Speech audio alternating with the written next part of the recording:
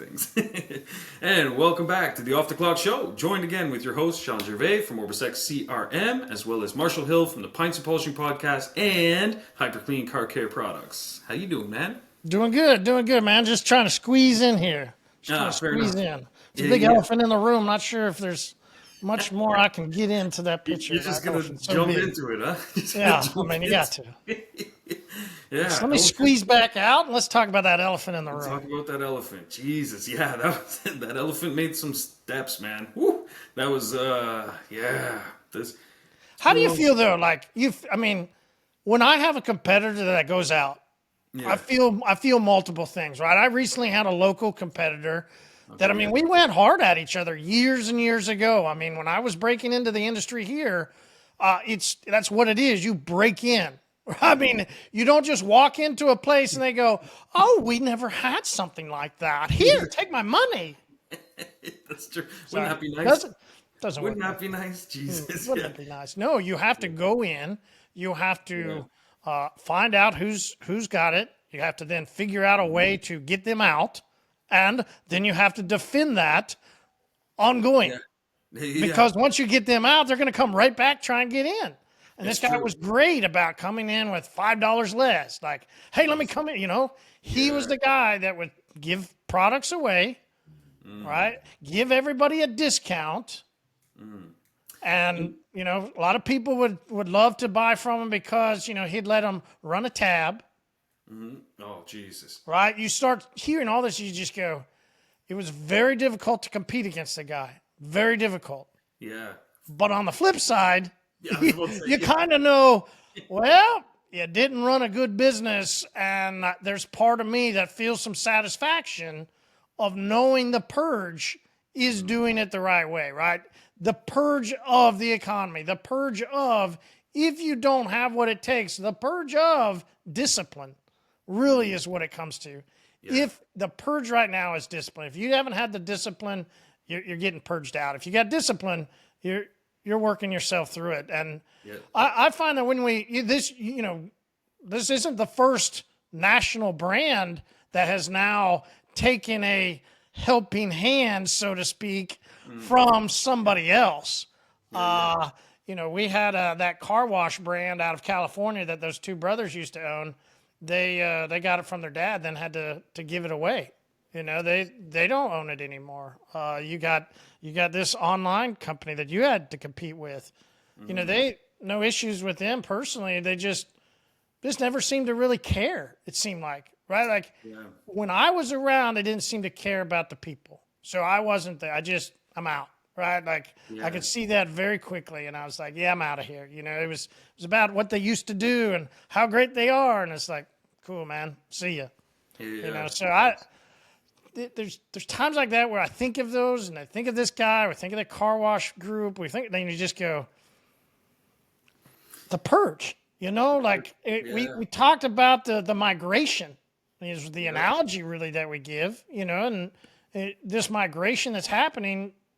Well, okay. Same as the guy that came across from Brazil, right? Came through Mexico. He said, you're going on the water. And he said there was a father and a little daughter that just never came back up. I said, what do you do? He goes, well, you have a moment, and then you turn and keep walking. And it's sort of like the way I guess I think of this, like the purge is happening. The migration is happening. Somebody just went out, another, and you give your moment, and you go. You just keep walking. Because I think that blood loss seems to be the elephant in the room. Oh, the amount of people. Big time. Yeah. It's astronomical, actually. Like, it's crazy. And the funny thing is over the last 2.5 years, I'd say, around there, we've been onboarding people consistently from other places. And primarily one of the elephant in the room. And the biggest thing that people always said was, the features are more or less the same in terms of what I'm going to use day to day. The look and feel is a little different in certain ways. But ultimately, I just get the feeling that you care. And I was like, okay. And so I would listen more. And I said, okay, tell me, look, what does that mean for you that you feel like I care? And he's like, well, I messaged you at this time and I told you I'm really tied up and da-da-da-da. And you had suggested a Zoom call. And I said, listen, I don't want to do a Zoom this week because I'm super tied up, but I do want to get going. And I said, okay, no problem. Let me just go record some videos for you, showing you your workflow, describe it to me, and I'll send that to you and you watch it in your own time. I went and did that for him. It took me like 15, 20 minutes after hearing what, his steps were. I create a client and an invoice, whatever it is. I went through, put the video for him. And that video, first off, I now use with a ton of people, but also it just showed him like, hey, listen, like I get it. Everyone's schedule is different. I don't have to force you with these rigid rules that, nope, we only do Zoom calls. You have to book one. So it was that kind of stuff. And I've got hundreds of those stories, man, where it was just people would say something, I would listen, and then they would tell me, they're like, man, those other guys, I would mention something in the group, and I'd have 50 people that felt like they were hoity-toity with their noses high in the air, and they would be like, nope, this is the way it works because that's what works, and that's the way it's designed, and it's awesome, and you just need to love it. And I'm like, yeah, but I was kind of hoping it did this instead. You know what I mean? And so in one sense, I always got criticized with OrbisX when I started because some of those people that were just gung-ho, die-hard, they loved that elephant, and they were like, yeah, this is the only way to run a business. And I said, well, there's different ways to run a business, and my shop will run different than your shop, and so on and so forth. We'll have some overlap, but that's why we need these kind of options for toggles and customizations. And they would say, no. It needs to be simple. It needs to be like Apple, and it needs to be where you click this, and you make all the decisions for me. But as we can see, sometimes when they make those decisions for you, it's not really in your best interest. And listen, that's a shot at me. I'm going to take that because I'm a big proponent of the one that kept telling you, hey, man, make it more like Apple. Like, you bet. I'm gonna take that. I'll take that shot. I'll take it. Fair. That's an uppercut. Right to the chin. Well, but here's the thing, though. I don't think that there's only one good product out there. I think there's one great product that lines perfectly with the right customer. And so I think both need to exist. Like, I don't use Apple products, but I think they have to exist for that demographic. You know what I'm saying? It's like there's just a preference, right? Like somebody's style, or you're right.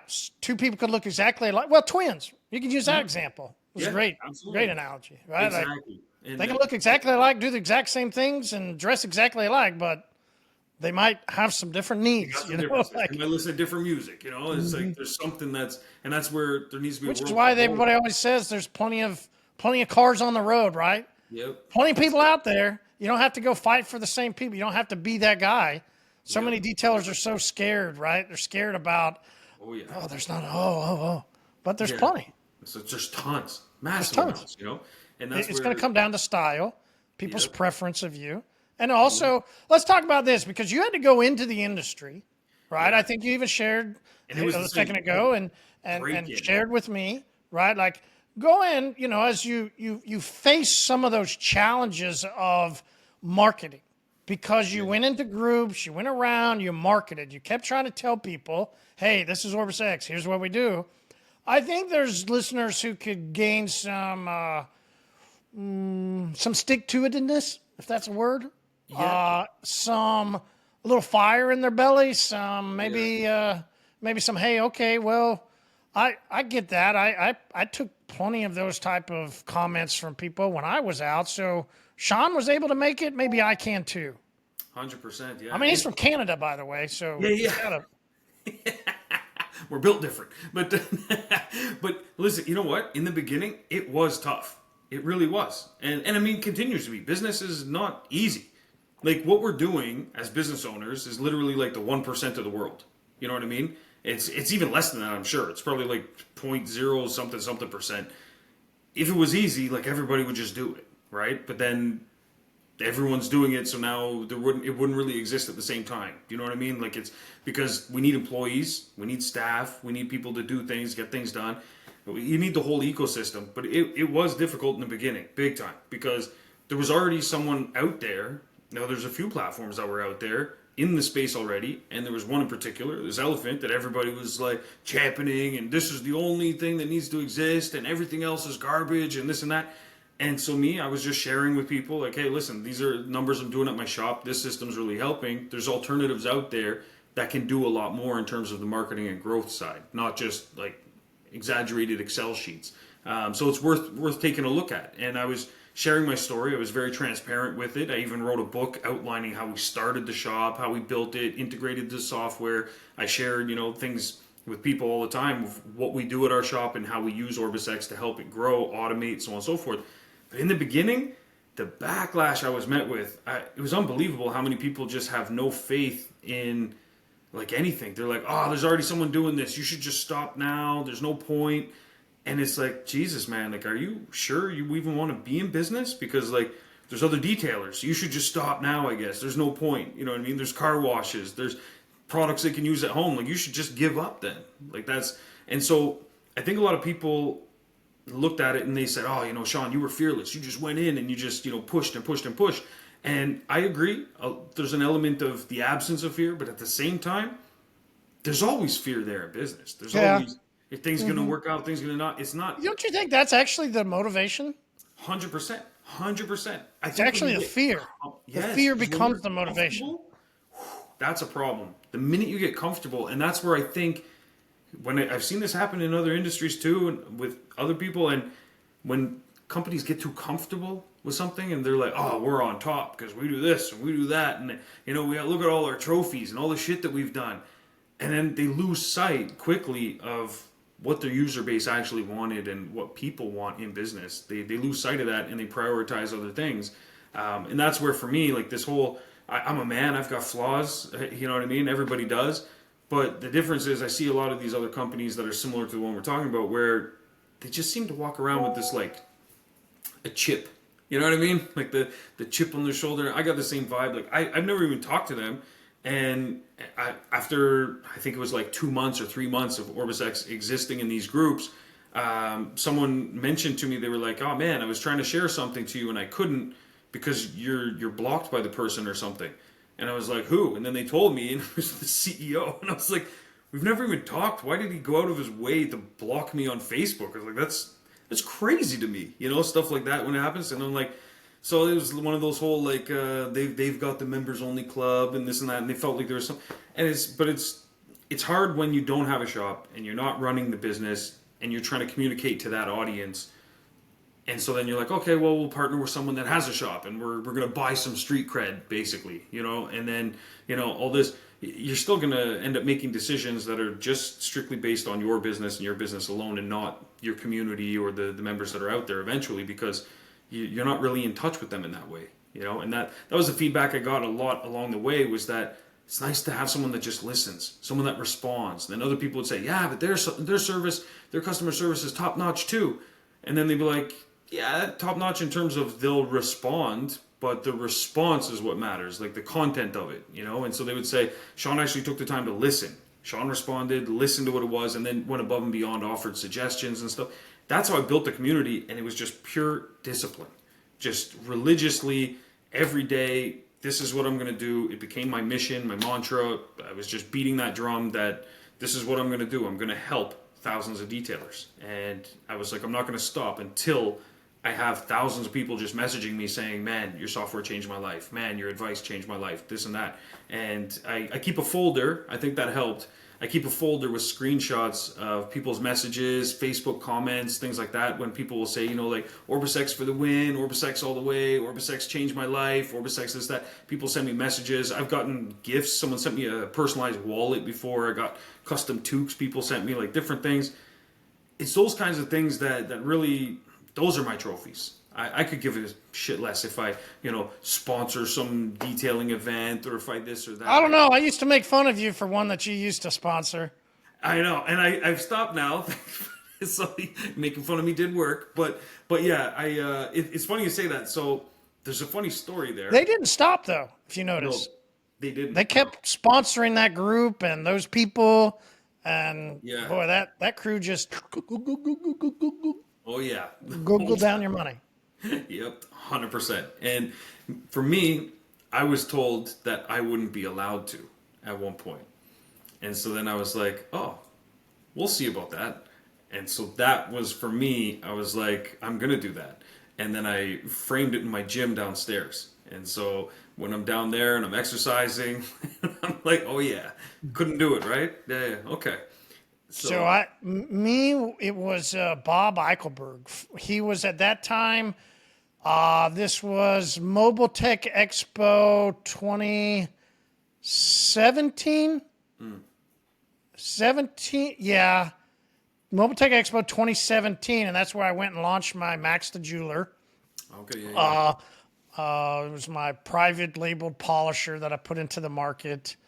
And we sold one at the Sonax booth, because Sonax had us there as guest, next to, right in front of Bob Eichelberg, and that when he was at Wet Flex at that time. He got so mad that he kicked me out. He made Sonax and then I was with DRC 1000. That was a pad company, Joe Sabo. Really loved that guy. Really cool pads.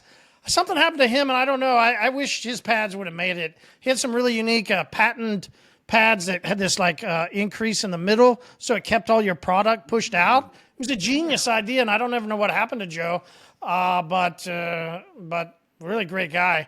And he had me at their booth, but then once Bob got talking to both of them, they told me that I couldn't come back the next day, and that it was him. And I go, huh, right? A little opposition, and I go, blood in the water, right? Yeah. There's blood in the water here, because why was he so, right? Yeah. He came so aggressive, and he's like, okay, Yeah. You know I'm what? in. I'm in. The next Mobile Tech, we went in. Let's go. Come on. Then the one after that, then we went in further. And then it was right. And you just go, all right, guys. And do you think that's really, because I know that guy left that place. He's on to another place, whatever. He's almost off to pasture, and better if we do. But you think that's also part of when you hear, when you get those in a sense, punches, right? Yeah. Somebody tries to take you out, and you take the shot, and you look back at them, and you go, let's go, man. And then when you hear that they are out, then it's even more of a reward, isn't it? You just, 100%. it's 100%. Yeah, let's go. Let's go. It's true. And I feel that those punches is what activates that part of the entrepreneurial spirit. It's you're right. You smell that blood in the water, and something triggers that instinct just kicks in, and you want to kick ass. And that's the same thing for me. What happened at our shop just down the road from us, there was a guy.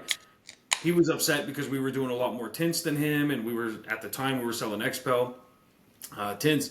He got upset, and he is like a friend or something with the regional rep for our entire area. They've been friends for 25 years. They go for dinners together. The wives hang out, all kind of shit. So he calls him up and he says, "Hey George, these guys down the road from us, we don't want them selling XPEL." And that's when we got shut down from them. I wrote about it in the book, and it was the next day they just pulled it, and they said, "We're not dropping off your next order, and find a new supplier." And I was like, holy shit.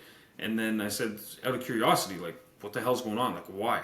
And they said, well, there's a guy down the road, and he's saying that you guys weren't supposed to be authorized because of territories and this and that and stuff. And I was like, oh, interesting. So there was only one other guy down the road that did tinting, and he happened to tint with XPEL film. So I was like, oh, so it's obviously that guy.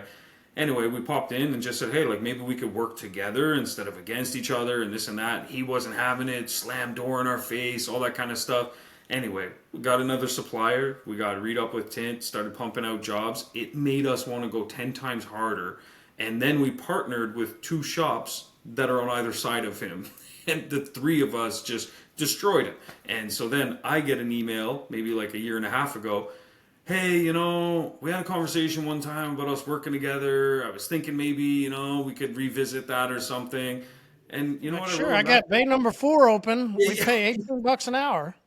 So I did write him back, and I said, well, I think it would be a good time for a rebrand of your shop. We take it over as Auto World's second location down the road, and you basically work for us. And he obviously wasn't having it. I'm a business owner. I've been in business since you were in diapers and all this kind of stuff. And I said, well, I'm going to be That was the joke about the 18 hours. Right? 18 hours, right? I get it. We got to pay more. It was more like... Yeah. It's true. All right, asshole. Yeah. But those Here's your punches, tax. Yeah, here's your tax. Yeah, those punches, though, they feel good when you get them and it invigorates you to go hard. But then also when you get that redemption later where it's like, okay, now you're in that situation. I never wish bad on anybody. But I'm just saying that when it does inevitably happen, when that karma comes around, it can't help but feel good. But you also do feel bad because I always have a bleeding heart for people. But at the same time, some people I'm like, nah. But that's that moment where you just Yeah. you look What goes back, around comes around. I don't you feel have a bad. moment, I used to. keep walking. Yeah, I think I used to feel bad, but I don't anymore. Yeah. Right? If somebody's going to be a certain I guess way, if someone's a then, certain way, then yeah, that's true. Yeah, because it's you make some wrong decisions. I got to imagine they spent a lot of money, right? There was these big trips. There was these big doings. There was all these shows. There was all these like videos and movies and yeah, like cruise. And it's just like, damn, they spend a lot of money. Damn, yeah, big time. a lot. Yeah, a lot. But then, if your goal is to just build something up and then sell it later, They might be laughing at us. yeah, and hey, power to them. You know what I Yeah. mean? If they made a good escape, then great job. Yeah, Good job. exactly. Salute. Hats off to the elephant. For me, I think it all depends on what you are in it for and what you want, you know? So, me, the reason that OrbisX grew so well is I was focused on my mission. And my mission was to help out at least 1,000 detailers. That was my goal. I want to impact 1,000 lives. That was it. Set out to do that. Helped out a lot more than that. And continue to, and now with the onslaught that's happening right now, the exodus, we're taking in even more, and it's what happens, you know. But I think being there for people in a time of need has always been something that at times bites me in the ass, for sure, because not everybody deserves to be helped. Because sometimes I help people and it bites me in the ass, but most times I'd say it's just in my nature, it's my character to want to help people, and I never want a bad experience with one person to change my outcome on the next person. You know, I try and judge everybody. Like even when I went to school, when I started there, they said it was like a second chance university, they call it. So a lot more adult students go there later in life. That's what I did. I wasn't sure what I wanted to do or whatever. So I was like, oh, well, let me enroll in a course while I'm running my business. So anyway, I graduate. But when I started there, they said, we don't focus on the marks so much here on your entrance when you come in. It's more the marks you're going to get while you're here that matter. And they said everybody that comes in here starts at 100%. So if you got 65% average before, or you got 80% or 99 or what, we don't care, because everybody that comes in these doors starts at 100%. And depending on what you do here, what you learn, how you study, how you apply yourself, you're either going to stay at 100% or you're going to go down.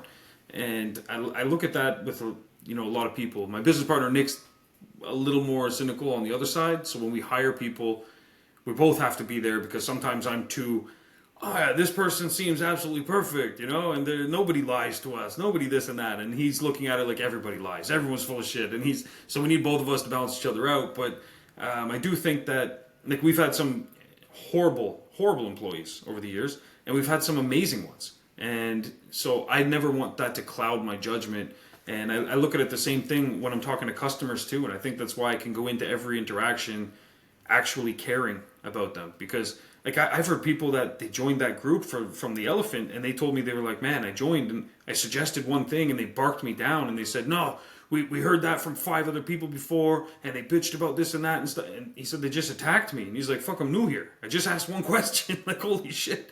And he said, but came over to our side in the group, and instead it's like, that could actually be a really good idea. You know what? I'll pin that. Let me add it to the roadmap.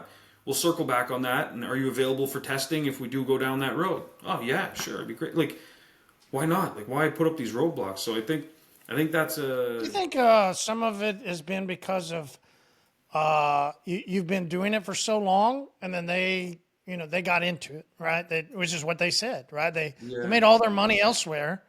And For as working for somebody, and then started their business in one of the best economic times that you could possibly do, in the moment of a big social media boom, and a electronic, all the online boom that's happened lately.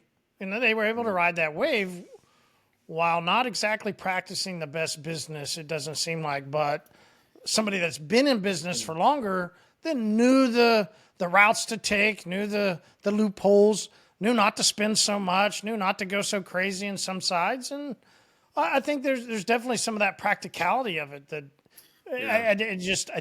people that have only been in business over the past years when it's been so great, you just don't understand what it's like to be in a place of, I don't know. I talked to a guy from Florida this morning. He said, "How are you all?" "I'm dead." I was like, "Dude, we're rolling along," but he's dead, like literally dead in the water. So, Jesus. But it is. I think it is a mix of that. I think you're right. A lot of people, like, when that boom was happening recently, and it was a good technological period as well. It was like before ChatGPT and everything was mainstream, before a lot of these things, before a lot of other softwares had matured. It was a good time for them to start. And I think they just struck. It was a good time, rode that wave, but didn't really understand how to actually build it. And that's where, I've onboarded people and helped them with their exports and stuff like that. And even us, when we started in the beginning, we tried 40 different systems, and theirs was one of them too. And I was looking at things, and I'm like, who the fuck constructed this? Because I look at things, and I'm like, I've worked a lot with engineers, especially coding engineers for a lot of my companies over the years. The way that coders think versus a business owner often conflict in a lot of ways. Mm-hmm. And the business owner will have to kind of, understand some of the coding a bit to be able to work and express it to the developer. But the developer also, their goal is just, 1 and 1 equals this, and 0 and 0. They're very, logical is not the word, but there's a I don't know, a way that they put things together. And I could see this, and I was like, this isn't made by someone that understands the business side of it, And so, but it's easy when you just throw a bunch of money to make something stick, and when there's no one else that really existed in the field, and you focus on connections. So for all that, tip my hat, 100%. They rode that wave, they rode it well.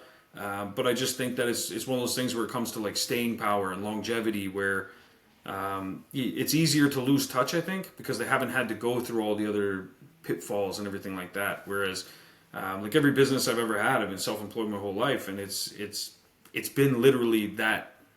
I know we hate the word grind, but it's been that kind of a grind where there's the pitfalls. It was always climbing, but what I'm saying is that there was the pitfalls, there was the things that had to be overcome, and it wasn't a focus of mine to just throw money at a situation either, because I always felt that just throwing money at something, it's kind of like just putting makeup on a pig, and eventually, that makeup wears off, and then you're still left with a pig.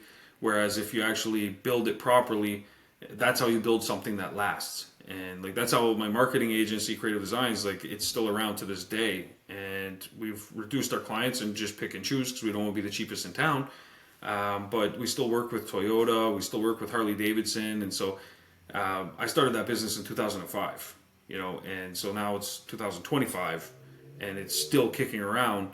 It's gone. We had an office for that business in the Caribbean as well. Then we moved it back here when I moved back. But it's one of those things where the staying power, I think that's where it comes in. And a big part of it is the discipline you had mentioned earlier, but also understanding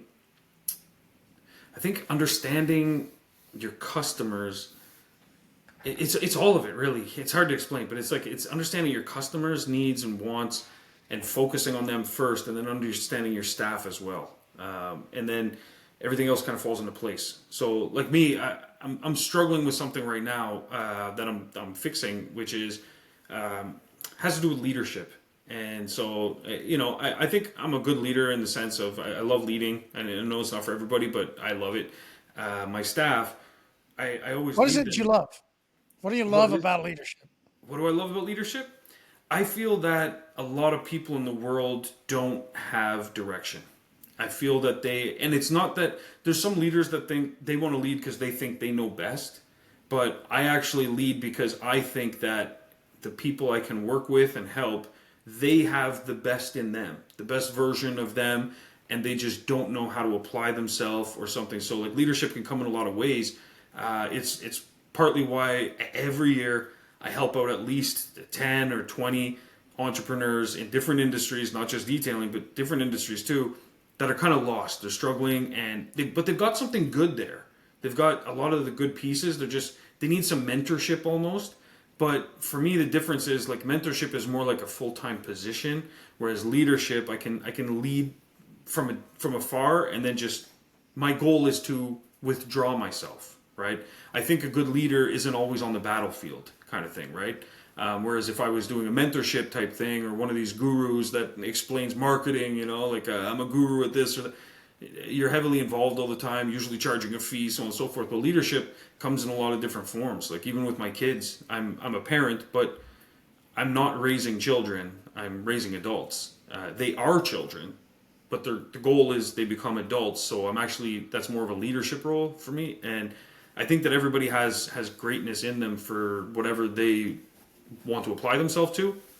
So that's what I love about leadership, is finding those pieces, because when I was younger, my parents did a good job in, honing some skills, entrepreneurship, so on and so forth.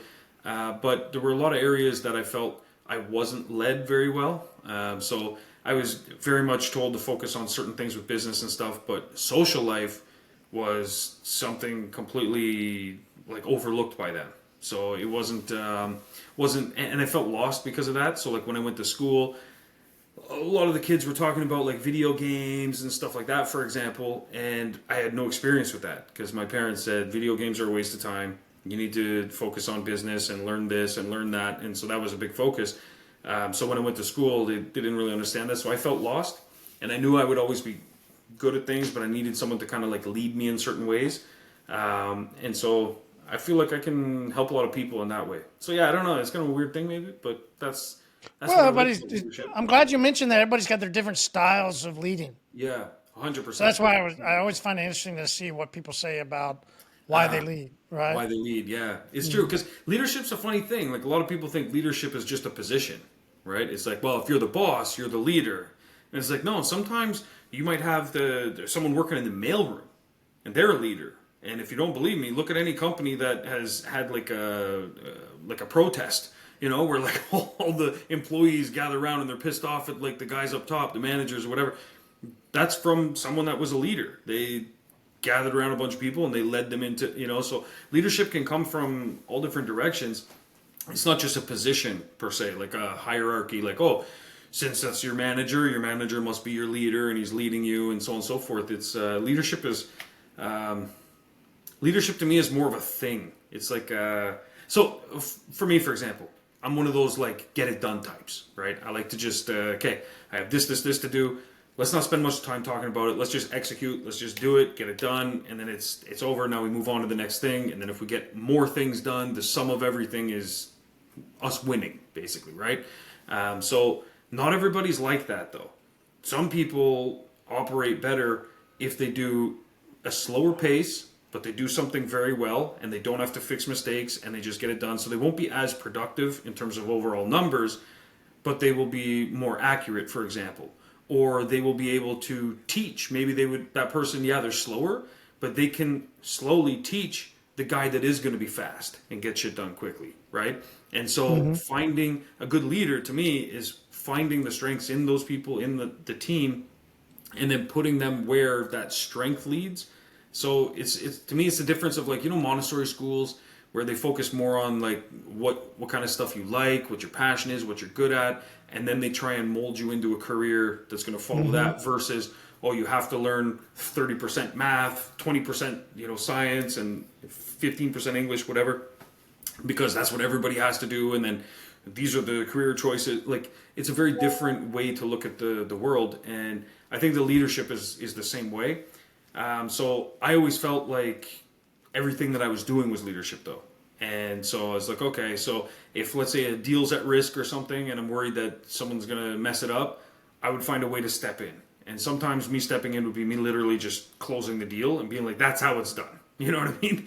And then other times would be me just having a conversation with them later and being like, hey, listen, like, you should have done this like this. That's good at times with the performance review, things like that. But when I was finding myself doing that, and this happened recently, I was training someone on sales recently, and I was stepping in too much. They weren't allowed to make mistakes, is how they felt. And so they were just literally trying to do it exactly in a way that would make me happy because I was just over their shoulder. And so when I would leave, they were now trying to do it exactly how I had told them. And they weren't doing a very good job because they were literally trying to just follow the script. And so there was no personality, there was no them involved at all. And it was just, okay, Sean wants it done like this, so I got to do exactly that. And so their sales numbers weren't doing very well. And I was like, well, what the hell, man? You've been following the script. You've been doing everything I said. You've been, asking these questions and so on and so. And they said, yeah, I've been doing all of that. And I was like, okay. And I said, you know what? I'm going to listen in, but I'm not going to tell you what calls I'm going to listen in. I'm just going to pick and choose a couple calls. So I let a day go by. I didn't listen in. Let another day go by. Didn't listen in. But I told him, you're doing great. You're doing great. You're doing great. He was like, oh, okay, cool. Let another couple days go by. And I just kept saying, you're doing great. Finally, after 4 or 5 days, I went back and I listened to a couple of recordings at random. And what I noticed was that the first 2 days were following the script, everything I said perfectly, asking the right questions, all that kind of stuff. But his voice sounded almost like someone had a gun to his head. Like someone was like, you say this exactly like this at this time and so on and so forth. By day 3 and 4, after me just not saying anything and just being like, you're doing great, you're doing great, you're doing great. Day 3 and 4, a lot more relaxed, threw in a couple things. As I'm listening to the calls, I was literally busting out laughing sometimes because I was like, oh shit, that was pretty funny. Like you made a quick little, joke with the customer, things like that. It was that person's personality coming out, but they were deviating far from the script. They followed certain parts, but then, like I would say, keep every conversation 5 minutes or less if possible, and then move on to the next one. Your goal is to get an action, not to, find a wife. It's like focus on the task. And so the calls started getting slightly longer, right? But the sales numbers were going up too. So I was like, okay. So I started running the math and I said, okay, so if they're slightly longer, but they're able to produce the same kind of results or better, what does it matter? And so anyway, I started to realize that me stepping in what I thought was leadership was actually more of a hindrance. It was more of I wasn't leading at that point. I was just the boss. I was just filling that position. And so I thought I was leading because I've got experience. I've done sales forever. You're somewhat new to sales. You've never been in the automotive industry, so you're now selling something that's foreign to you in a way. But my experience I had wasn't really helping their skills flourish, if that makes sense. And so I was because it does make sense. Because like I said to you, and I've said to my partner Nick, I said I always struggled with leadership. I tell them to clean a wheel, they didn't clean the wheel right. Okay, you didn't clean the wheel right. I think most detailers probably fit into that same mindset. Like, category. Yeah. I know there's a guy recently, and he's trying to be like this motivational guy, and he's like showing himself talk to his team, and this is his personal Facebook post of him like trying to like teach these people how to live a life and set goals for your life and attain goals. And I just like, I don't think people that work for a detail shop have goals for their life. It's just my own opinion. And so I think I just really struggled. I think, early, some of those people, I thought I could like get them to have this, like, you could clean cars the rest of your life. Let this be the path. Let this be the way. I mean, that's what we as business owners want, right? We want somebody to come in for so many dollars an hour, whatever. Yeah. You can fill in that blank, and then, hey, this gets to be what you do, right? Like, I think that's the way I always thought of it. And, we can just have a moment to go, most of the people we hire, let's just say there's a reason they couldn't get a job at McDonald's. Yeah. Let's just say that, okay? Let's just go ahead and say that. That's fair.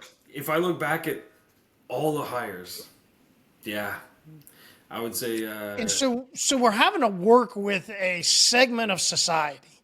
Yeah. It's our choice. We're the ones that got into the business. Yeah. We also were probably one of those segments of the society, right? I mean, that's why most of us got into the business. Right? It is what it is. So then how do you manage? How do you motivate? How do you, get somebody to come to work 5 days a week and clean wheels? Yeah. Money's a good motivator. Let's get them beyond clean wheels. Let's say detail a car every day. That inside of there is some of the best leadership that you'll ever find. How do you get? And I think the number one answer that I didn't do, let's just go ahead and say I didn't do. I learned this from my partner Nick. He thinks it's the amount that you pay people. He said if you pay them more than anybody else, they'll never go anywhere else. Yeah. I agree 100%. Pretty like anytime we've lost somebody, unless it was something like theft or something like that, anytime we've lost someone that they've moved on, it's always been, I have this opportunity to do this. And even with OrbisX, if someone's like, hey, listen, I'm going to have to shut down my account in 3 months. And it's like, oh, geez, what's going on? Everything okay? Well, yeah, actually, I finally got this job I've been applying for like 8 months, and they finally got back to me. I went through all the interviews, and it's going to pay me X salary. It's going to be amazing. It's the money. And they're like, yeah, this was just a stopgap, But I think that for us, keeping employees has been easy because we pay them more than any of the other shops in town. Plus, we give bonuses, and we do little perks for them too. So, if they need transportation, okay, no problem. We'll cover your gas to get to work if you're having a tough time or whatever. Things like that, little bonuses.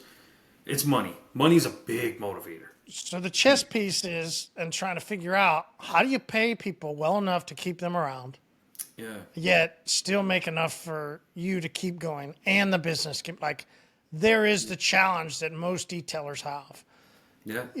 We'd like to look at this guy and go like, oh man, if I could just, parade around like he does. Yeah. Doesn't happen. Yeah, no. You got to pay them. And I think we got to realize something as detailers. Our business, we got great margins. Oh, you just call it what it is. You don't even argue. Yeah. Okay, hold on. Don't tell you don't. If you argue, you're in one category. That's the failing category. There you go. Yeah. It is. Yeah. Because you go ahead and argue. You're on that side. Yep. The right side is realizing comparatively to hundreds of thousands of other businesses out there, detailing is highly profitable margins. Highly profitable margins. 100%. Yeah. The biggest expense that you will have is your employees, and rightfully so. Mm-hmm. It's labor. The reason why you were being paid this high margin is because you didn't have all the other stuff. That is what you have. You have time. You have labor. That's what you're paying for. Yeah. It's highly profitable. Highly profitable. The most millionaires over the next 10 years will be made off of service-based businesses. Same as the last 10 years. Same as 10 years after that. You serve people and you serve them the right way. Yeah. It's highly profitable. Highly profitable. Yeah. And you know what? It's funny. My time while I was working heavily with creative designs, my marketing company has helped me a lot with seeing the world. Because right now we only have a handful of clients we work with because they're large national and international brands. But before that, we took every Tom, Dick, and Harry. We did basically websites for anybody, SEO, all kinds of stuff. We did that for years. But I started realizing, I was like, man, we're working with all these people, building out their dreams. This isn't what we want to do. We're having most of our headaches from these smaller ones. Let's just keep the big ones and keep going. But what I learned from all of those businesses was far more valuable than any money they ever gave us for services. 100%. Because I got insights into all these different industries. We worked with landscapers, plumbers, bakers, like you name it, pick an industry, we worked in it. We did over 3,000 websites for small mom and pop shops and service-based businesses. And I got to tell you, out of all of it, the margins in detailing are through the roof. Through the roof. Like even the closest one I would say that I came across was plumbing. Plumbing was also another one, huge margins. Yeah. Oh, of course, yeah. But they also had massive problems because for them, when something goes wrong, we're talking about water damage in someone's Yeah. someone else. It was a big difference, right? So there's pluses and minuses, but it was the same kind of thing. If you look at those two, I talked with tons of plumbers that would complain about how much they had to pay their journeyman and all this kind of stuff. And I was like, guys, it's just labor. Like, you're charging the customer like $85 to $150 an hour, plus the site visit, plus the parts, plus this, plus that. I said, you have tons of room to play. Oh yeah, but this guy, he keeps going and he's working at some other place and this and that. And I'm like, yeah, but look at the people that you're hiring. You have to understand who you're hiring. You spend a lot of time figuring out who your customer is. But you haven't spent any time figuring out who your staff are. And when you realize that your staff is some guy that he left in grade 10 and he doesn't know his multiplication table. This was an easy thing for him to get into. So he's now working for you. He's just looking for the best amount of money he can get. He knows his place in the world. He knows he's not going to be an astrophysicist. He knows he's not going to go build bridges. Like, he knows where he is. So he's going to maximize every opportunity that he can. So if there's something over there that seems shiny and it seems like it's going to pay him a little bit more, it doesn't take much. Sometimes $1 an hour and they're gone. They're packing their bags. They'll leave the same day. Doesn't take much. So think about it the other way. $1 an hour extra could be all the difference of you having to do interviews again. And you don't have the headache of having to retrain, all that stuff, right? Exactly. The only time you should really be thinking about staff is when you need more staff because you're growing. That's the only time you should be thinking about it, for the most part. And to be honest, the margins in detailing, I would argue, are even better than the plumbing side because of a lot of other factors with the plumbing side. Like, these detailers complain about how much they have to spend on chemicals and stuff. The plumbers, like, have you seen the price of parts? Holy shit, man. It's crazy. I mean, they bill it out to the customer most times, but still, it's sometimes you do a job and the customer doesn't pay you. You know what I mean? So you just spent like $2,000 on a bunch of fittings and all kinds of stuff, and the customer just, nah. At least in our case, you've got the guy's keys. Like, you're not leaving with the car until you pay your bill, that kind of stuff. Or you're smart and you use OrbisX and you get payment up front or deposit or whatever the case is. But reality is, the margins are huge. The margins are huge.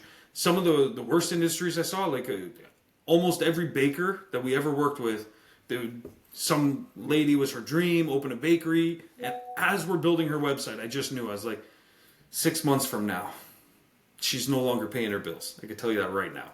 And she's going to be behind. She's backed up. She's not paying our bill anymore, and she's done. And we're going to help her out and do our best because she's going to go forward no matter what. And hopefully she'll have a fighting chance. We might get her a few more months. Maybe she'll make it. But reality is, the margins on selling like loaves of bread, muffins, and stuff like that, like, holy shit, and perishable foods too. The margins that we have, it's incredible. It's absolutely incredible. And even if you were to pay your staff double what you're paying now, I guarantee you'll still find a way to be profitable, 100%. Absolutely. Like, I mean, you should pay at least 50% of that take-in out, at least. 100%.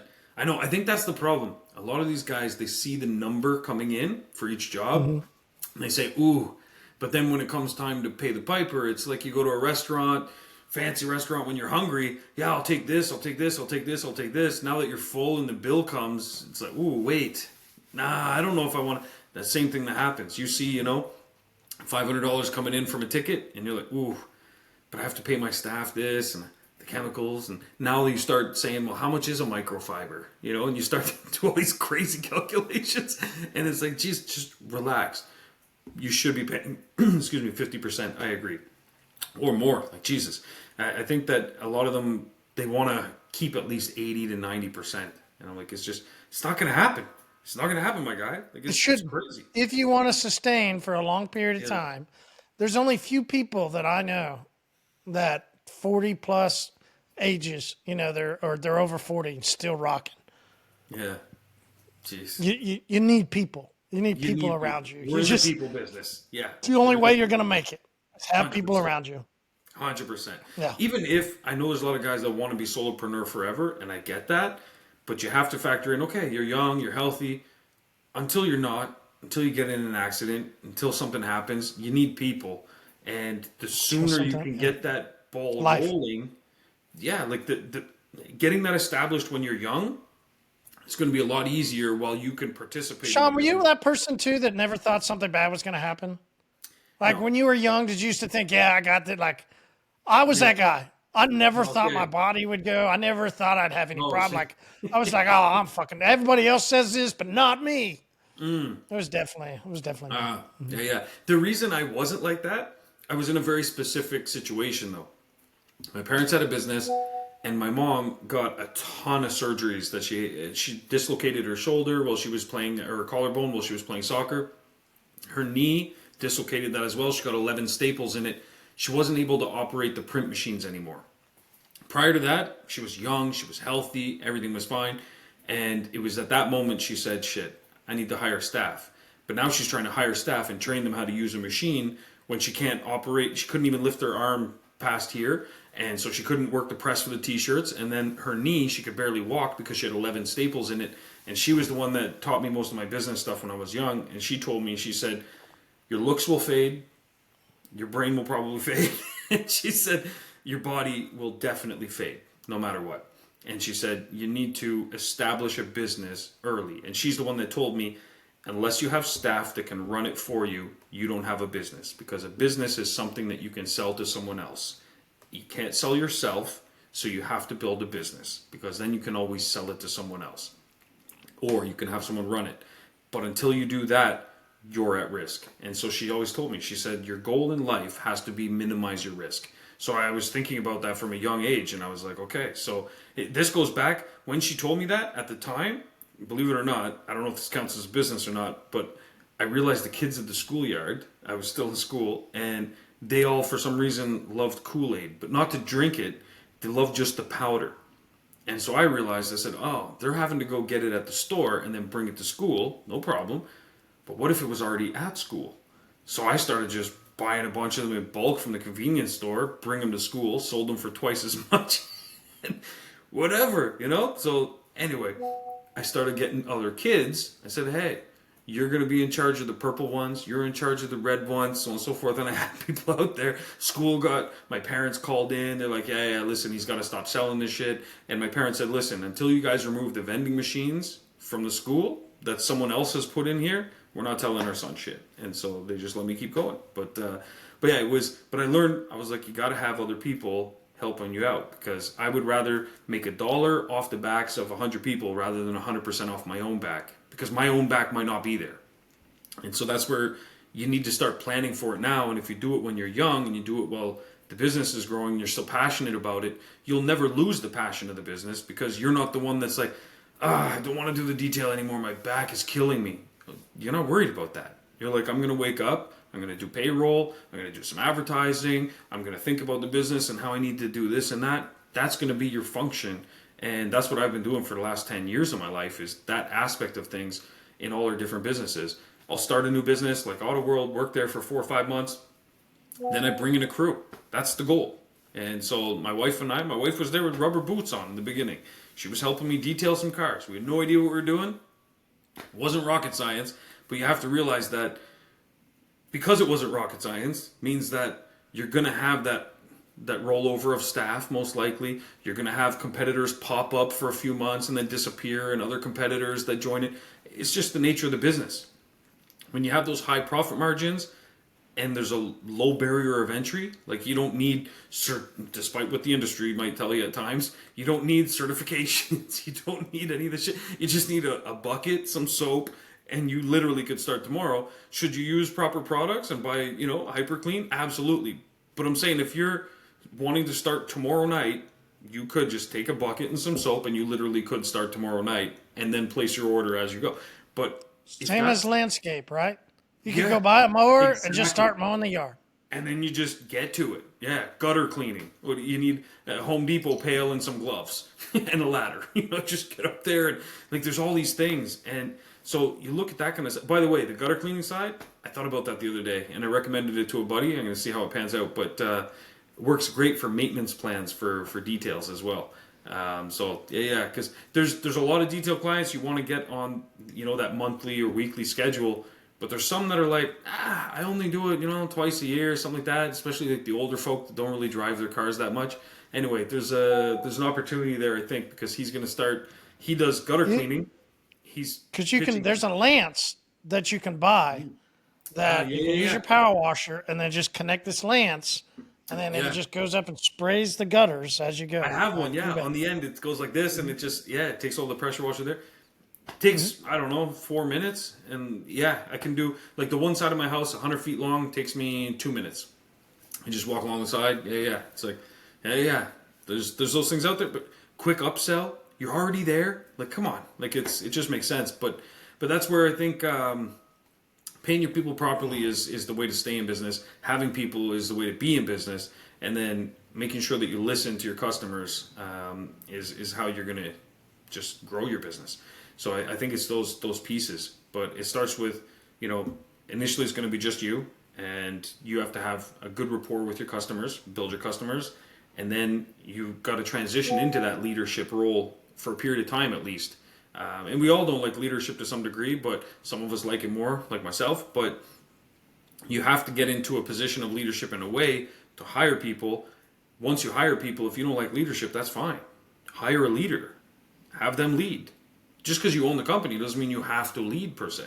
You could partner with someone. You could hire someone that's a good leader, so on and so forth. My business partner, Nick, hates dealing with staff. Hates going outside of his office. He wants to lock himself in his office, have 9 espressos, and that's it. He just wants to do paperwork, peruse cars online. That's what he does. He checks the auction like every 2 minutes. That's at the dealership side. But me, I like dealing more with the people. I don't want to do the paperwork stuff. I like to do coding and so on and so forth, but I want to talk to the staff. I want to, like, what's going on in your life? What do you do? This and that. And then figure out ways to lead them. That's not him. And that's fine. That's why me and him work together. So finding people that you can work with, that can do the pieces you don't, and then making sure that your staff are happy, you'll have a business forever. Absolutely. But it starts there. And then listen to your customers, and don't make announcements where, you're doing shit that they're not going to like. Sorry, I had to go back full circle, but I think that that's my 2 cents about leadership, and I don't know, it's something I'm still working on. We're all a work in progress, but that's that. I'm glad we got to address the elephant in the room. You're like, I can't fit in here. That's anyways, awesome stuff, man. This was a good one. Stay tuned, guys. We have some awesome stuff coming for the HyperClean side as well. I got some announcements to make about that. And as always, anything you get from OrbisX will be an announcement that you absolutely love. There you go. That's the tip for the day, basically. Appreciate you as always, brother. I'll see you next week, and we'll talk soon. All right. Everybody have a great week. Yeah, you too, man. All right, cheers.